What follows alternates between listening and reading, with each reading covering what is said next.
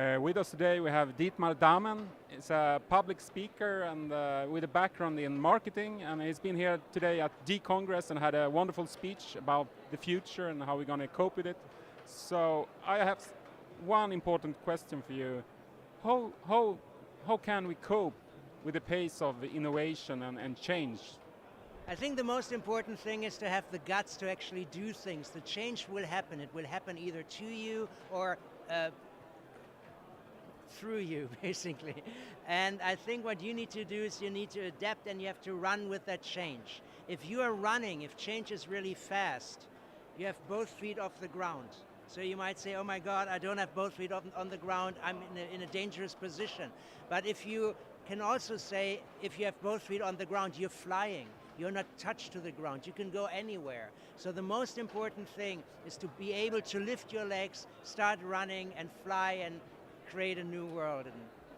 Most people doesn't like change. So how do I start liking change?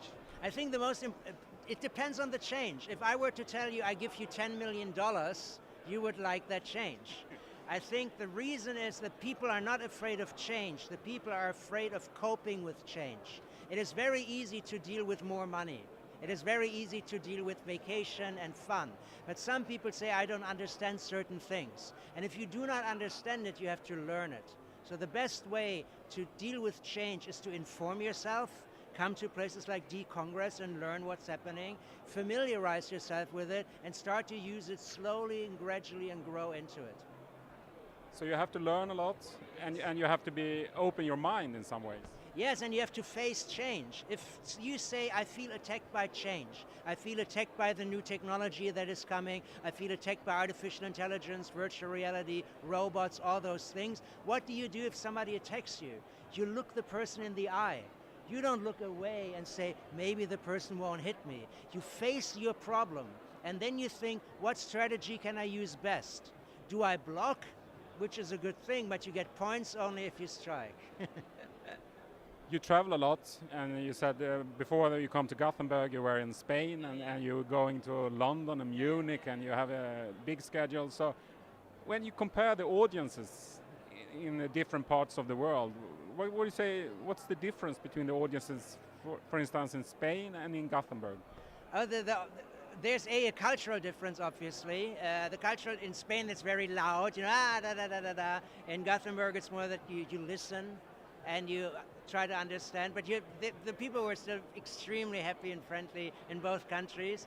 And I think that is a big thing. But the true core is, how do you embrace innovation and change? And I have to say that the Nordics are extremely good at creating change and innovating change and accepting change.